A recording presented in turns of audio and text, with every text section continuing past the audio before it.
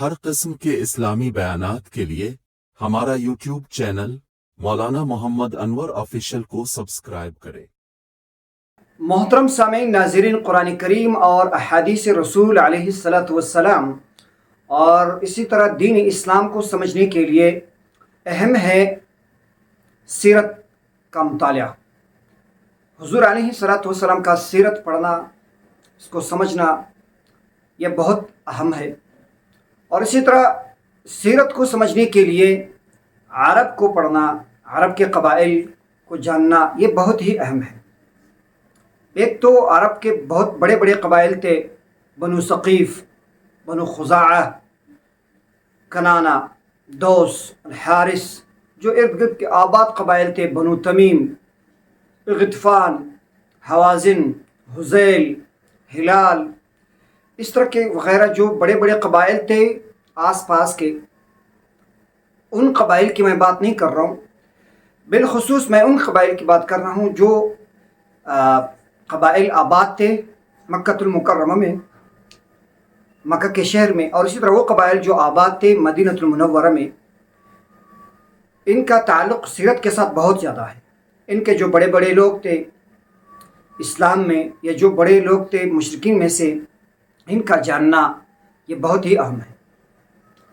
تو جو سٹی کے اندر، مکۃ المکرمہ کے اندر، جو حضور علیہ الصلاۃ والسلام کے دور میں جو بڑے بڑے قبائل تھے، مشہور قبائل، بنو ہاشم، بنو امیہ، بنو نوفل، بنو عبد الدار، بنو اسد، بنو تمیم، بنو مخزوم، بنو عدی، بنو شیبہ، بنو عبد الشمس، یہ جو بڑے بڑے قبائل تھے، یہ وہ قبائل تھے جو حضور علیہ الصلاۃ والسلام کے دور میں تھے۔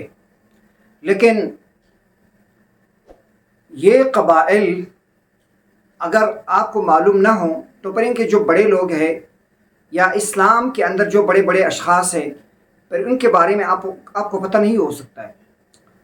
بہت ہی اہم ہے سیرت کو سمجھنے کے لیے جو عرب کے جو بڑے قبائل تھے مکۃ المکرمہ کے اندر، جو بڑے قبائل تھے، پھر ان کے جو بڑے بڑے سردار تھے، ان کے جو کام عہدے تھے، تو یہ جاننا بہت ضروری ہے۔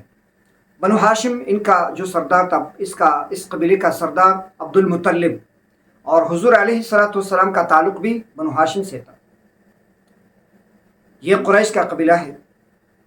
یہ جن کے نام میں نے لیا، یہ سارے قریشی تھے، قریش قبائل ہیں مکہ کے اندر۔ قریش کو قریش کیوں کہا جاتا ہے؟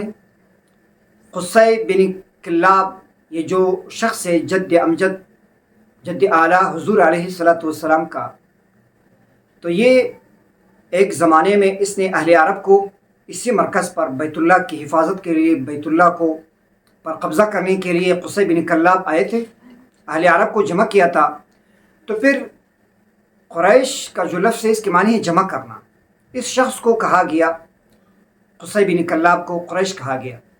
تو پھر یہ جو بعد میں جتنے لوگ آئے اس کے بعد، اور جتنے قبائل آپس میں، پھر جتنے قبائل تقسیم ہوئے ان سے، تو وہ سارے قریشی کہلائے۔ تو ان میں سے ایک قبیلہ بنو ہاشم، حضور کا تعلق بھی اس سے ہے، عبد المطلب ان کا سردار، اور ان کی جو ڈیوٹی اور ذمہ داری تھی بیت اللہ کی حفاظت، پاسبانی، سداتہ کہتے ہیں اس کو، سداتہ، اور ساتھ ساتھ اس کے سقایہ بھی ان کے عہدے میں تھا۔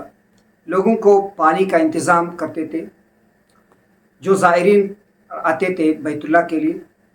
اور اسی کے ساتھ دوسرا قبیلہ، بہت مشہور قبیلہ، بنو امیہ، ان کا سردار ابو سفیان بن حرب، اور عثمان غنی رضی اللہ تعالیٰ عنہ کا تعلق بھی اسی قبیلے سے تھا، بنو امیہ سے۔ تو یہ قبیلہ مشہور قبیلہ ہے قریش کا، اور ابو سفیان کا سردار ہے، اور ان کا کام جو تھا وہ لواء الحرب تھے، قومی جھنڈا ان کے پاس ہوتا، جنگ وغیرہ کے لیے جب جاتے تو جھنڈا کی ذمہ داری ان کے ساتھ، ان کے پاس تھی۔ اور پھر تیسرا قبیلہ ہے بنو نوفل، ان کا سردار نضر بن حارث، مطعم بن عدی، مطعم بن عدی ان کا بڑا گزرا ہے سردار، اور یہ رفادہ کے نام سے ایک عہدہ تھا، مہمانداری کرتے تھے لوگ. جب زائرین آتے تھے بیت اللہ کو تو ان کے انتظامات ان کے سپر تھے. اسی کے ساتھ ایک قبیلہ بنو عبد الدار، ان کا جو سردار تھا اس قبیلے کا تو وہ نضر بن حارث تھے. تو یہ بھی ایک سردار گزرا ہے. اور یہ لوگ یہ قیادہ کرتے تھے، یعنی جتنے وفود آتے تھے یا قافلے آتے تھے ان کی ذمہ داری ان کے پاس تھی. پھر بنو اسد، حکیم ابن حزام یہ ان کا سردار تھا ان لوگوں کے. اور یہ حکومت کرتے تھے، جھگڑے لڑائیوں وغیرہ کے فیصلے یہ لوگ کرتے تھے. اور اسی طرح ایک مشہور قبیلہ بنو مخزوم، اس قبیلے کا سردار ابو جہل تھے، ابو الحکم کے نام سے مشہور تھا. بعد میں حضور علیہ الصلوۃ والسلام نے اس کو لقب دیا ابو جہل. تو یہ ابو جہل یہ بھی سردار گزرا ہے بنو مخزوم کا. اور یہ لوگ قبہ کے نام سے ایک عہدہ تھا ان کے پاس. یہ لوگ حرب، جنگ کے دوران یا جنگ کے لیے جو اسلحہ وغیرہ وہ اکٹھا کرتے تو ان کی حفاظت، تو اسلحہ وغیرہ کی حفاظت یہ لوگ کرتے تھے. کس قبیلے کو کتنی مقدار میں کیا دینا ہے، کس اسلحے سے، تو یہ ترتیب ان کے پاس تھی.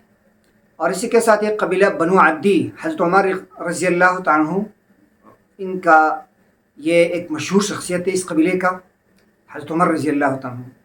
اس قبیلے کا سردار حضرت عمر کے والد تھے خطاب. اور یہ سفارہ کے نام سے ایک عہدہ تھا ان کے پاس.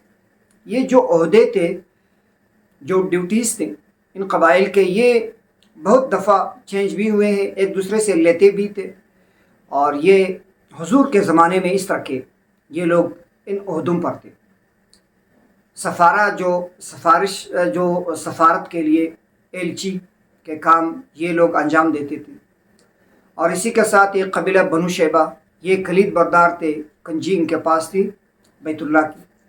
تو یہ مشہور قبائل ہے مکہ کی.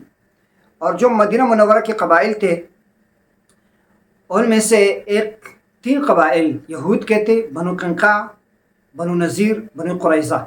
اور 2 قبائل پھر بعد میں جو انصار بنے، انہوں نے اسلام لایا، اوس اور خزرج. اوس قبیلے کا سردار عمرو بن عامر تھا اور خزرج قبیلے کا سردار سعد بن عبادہ رضی اللہ تعالیٰ عنہ. خزرج قبیلے کے جو مشہور لوگ ہیں زید بن ثابت رضی اللہ تعالیٰ عنہ، یہ مشہور شخصیت ہے اس قبیلے کا. اور اسی طرح معاذ بن جبل رضی اللہ تعالیٰ عنہ، ابی بن کعب رضی اللہ تعالیٰ عنہ، سعد بن عبادہ رضی اللہ تعالیٰ عنہ، یہ مشہور لوگ خزرج قبیلے کے تھے. اوس قبیلے کے جو مشہور لوگ تھے غسیل الملائکہ حضرت حنظلہ رضی اللہ تعالیٰ عنہ، یہ اوسی تھے، اوس قبیلے سے تعلق رکھتے تھے. اور اسی طرح عاصم بن ثابت رضی اللہ تعالیٰ عنہ اور سعد بن معاذ رضی اللہ تعالیٰ عنہ، عامر بن عامر، تو یہ مشہور لوگ ہیں اوس قبیلے کے. یہ ادھر آباد تھے. تو یہ قبائل تھے.